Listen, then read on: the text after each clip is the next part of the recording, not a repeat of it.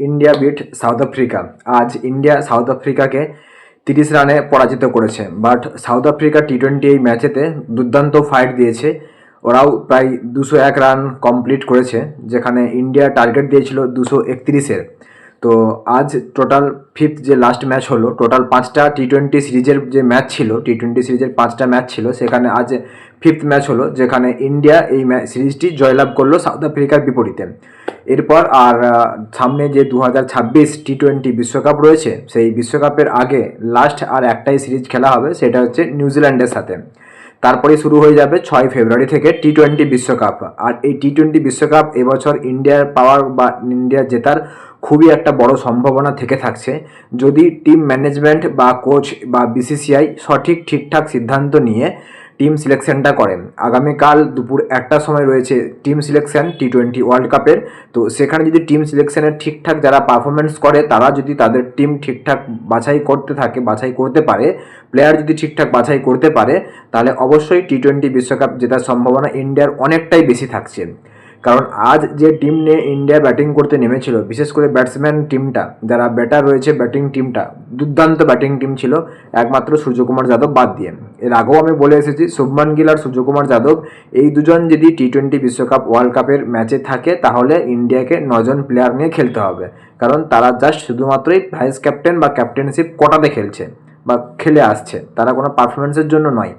তো ইন্ডিয়ার টিম ম্যানেজমেন্টকে বা বিসিসিআইকে অবশ্যই এই বিষয়টা নিয়ে কাল যে সিলেকশন টিম রয়েছে টি-20 বিশ্বকাপের, সেটা ভাবা উচিত, দেখা উচিত। সঠিক প্লেয়ারদেরকেই যেন সিলেকশন করা হয়, আর সিলেকশন করা হলেও যেন প্লেয়িং 11-এ সঠিক পারফরমেন্সযুক্ত প্লেয়ারদেরই খেলানো হয়। এটা অবশ্যই বিসিসিআইয়ের নজর দেখা উচিত, এবং এই বিষয়টা কোচ গতিজিকেও বোঝানো উচিত যে ইন্ডিয়াকে খেলতে হবে বিশ্বকাপ জেতার জন্য, ইন্ডিয়াকে জেতার জন্য খেলতে হবে। কারণ 140 কোটির এই দেশে ইন্ডিয়ান ক্রিকেট প্রেমী প্রচুর। তো আমরা সকলেই চাইবো as a Indian cricket fan, India এবছর মানে সামনে বছর 2026-এ যে বিশ্বকাপ হতে যাচ্ছে, ইন্ডিয়াই হোস্ট করছে, ইন্ডিয়া শ্রীলঙ্কা দুটো কান্ট্রি মিলে, সেখানে এই বিশ্বকাপটা ইন্ডিয়া পাওয়ার সম্ভাবনা যথেষ্ট রয়েছে। তো আশা করছি এই ম্যাচটা যেন ওই ট্রফিটা, আইসিসি ট্রফি, ইন্ডিয়া যেন আবার জেতে রিপিটলি। আর এবছর বিশ্বকাপে যাওয়ার সম্ভাবনা যে টিমগুলো রয়েছে, 1 India, 2 south Africa, Australia, England, এই 4টে টিমের বিশ্বকাপ খেলার মানে সেমিফাইনাল খেলার খুবই সম্ভাবনা থেকে থাকে, খুবই সম্ভাবনা রয়েছে এই 4টে টিমের বিশ্বকাপ সেমিফাইনাল খেলার। এই 4টে টিম থেকেই ফাইনাল খেলা ফাইনাল হবে। তো বন্ধুরা, অবশ্যই তোমরা তোমাদের মতামত কমেন্ট বক্সে কমেন্ট করে জানাবে। তোমাদের 2026 বিশ্বকাপ কোন টিম জিততে পারে বলে তোমাদের মনে হয়, সেটা অবশ্যই কমেন্ট বক্সে কমেন্ট করে জানাবে। আর ইন্ডিয়া আজ সাউথ আফ্রিকাকে অবশ্যই হারিয়েছে ঠিকই, বাট সাউথ আফ্রিকাও কিন্তু খুব ভালো রকম ব্যাটিং করেছে, এটা ব্যাটিং পিচ ছিল।